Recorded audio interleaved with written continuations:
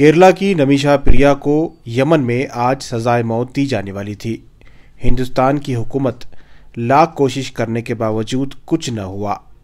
وہیں کیرلا کے گرینڈ مفتی شیخ AP ابوبکر مسلیار کی مداخلت نے نمیشا کی پھانسی یعنی سزائے موت کو ملتوی کر دیا ہے۔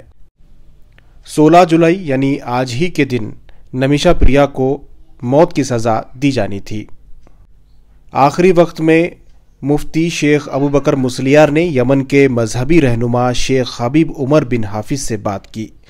شیخ حبیب نے مقتول دلال مہدی کی فیملی سے بات کی۔ آخرکار نمیشا پریا کی موت کی سزا کو فی الوقت کے لیے ٹال دیا ہے۔ ہندوستانی حکومت لگاتار نمیشا پریا کی جان بچانے کی کوشش کر رہی تھی، لیکن سپریم کورٹ میں حکومت نے یہ واضح کیا تھا کہ یمن کے قانون کے مطابق ہم کچھ نہیں کر سکتے۔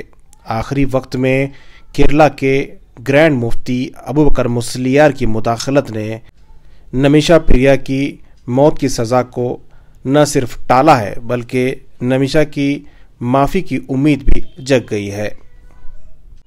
آپ کو بتا دیں، اسلامی قانون کے مطابق اگر مقتول کی فیملی کچھ معاوضہ لے کر معاف کرنا چاہیں تو اس قاتل کو معاف کر دیا جاتا ہے۔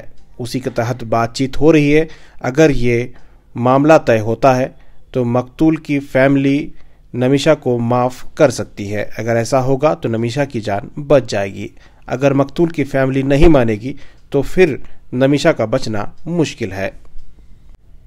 دن رات مسلمانوں کے خلاف زہر اگلنے والے لوگ اور میڈیا حیران ہے۔ لوگوں کا کہنا ہے کہ جو مودی نے نہیں کیا وہ مولوی نے کر دیا ہے۔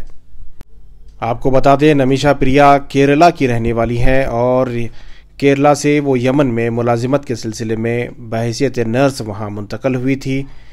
اس کے بعد وہ اپنی فیملی کو ہندوستان واپس بھیجنے کے بعد وہ اکیلی وہاں رہ رہی تھی۔